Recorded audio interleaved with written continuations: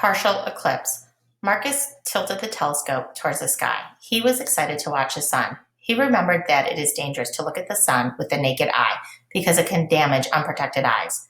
So he placed a special glass filter on the front end of the telescope that would protect his eyes from the sun's rays. Then he carefully looked through the eyepiece and adjusted the focus so that the sun was smack in the middle of the lens. The first solar eclipse in years was about to darken the skies in Bloomfield in the middle of a sunny Saturday afternoon, and Marcus wasn't going to miss it for the world. He firmly planted the telescope tripod in the earth a few yards away from the edge of the baseball diamond, not far from where his high school's junior varsity team was warming up for a game. Technically, he was in the outfield, but the grass became wet and mushy further out in the park. Severe thunderstorms had nearly flooded every basement in town last week, but thankfully the sun came out again on the day of the eclipse. A few geese had migrated from a nearby pond and squatted at the edge of the field. They flapped restlessly. Marcus knew animals had a sixth sense about nature's movements and wondered whether the geese were aware the sun would soon be stamped out from the sky. As the JV players tossed pitches back and forth and practiced sliding into first base, Marcus did his best to ignore them. Yet he couldn't help but watch as they torqued their pitching arms back and let the balls go whizzing forth, then land softly in the cushion of the catcher's mitt. So what if he hadn't made the baseball team?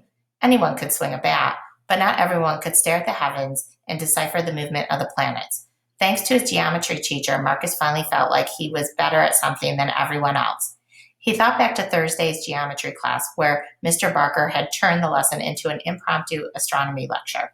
He even brought in an old telescope and was explaining the power of its usage. Eclipses are all about parables and angles, he explained. Half the class yawned as Mr. Baker waxed on about the elliptical shape of the Earth's orbit and the penumbra and umbra concentric circles of dark shadows created by an eclipse.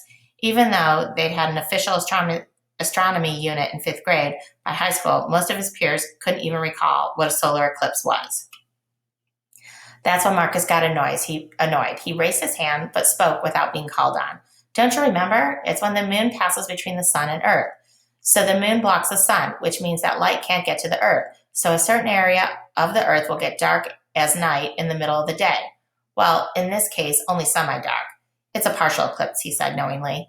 Taylor, the girl sitting in front of him, turned around and gave him a dirty look. What's your problem? He whispered under his breath. He didn't know why he said it. He was secretly glad she even looked at him.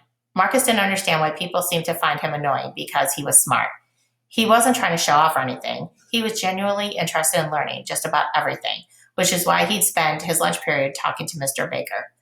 I'm glad at least one of my students takes interest in the finer points of geometry. No pun intended, said Mr. Baker. Marcus, if you promise to be careful, I'll let you borrow a telescope this weekend. I'll also lend you a special glass filter so that you can look at the sun safely. An eclipse is an incredible sight with this level of magnification. For once, Marcus didn't have anything to say besides thank you. He nodded heartily and watched Mr. Baker pull the tripod out from behind his desk. Even though there was a box for the telescope, Marcus wrapped the delicate instrument in his hooded sweatshirt and held it protectively to his chest. He felt like he was harboring an important secret. When he walked out of the classroom, Taylor was standing by the locker, staring off into space. Her music was playing so loudly that he could hear it pulsing from her earbuds. What's in your sweatshirt? She asked suspiciously as she took out her headphones. Marcus felt his cheeks grow warm. He probably did look ridiculous, cradling a telescope like a newborn.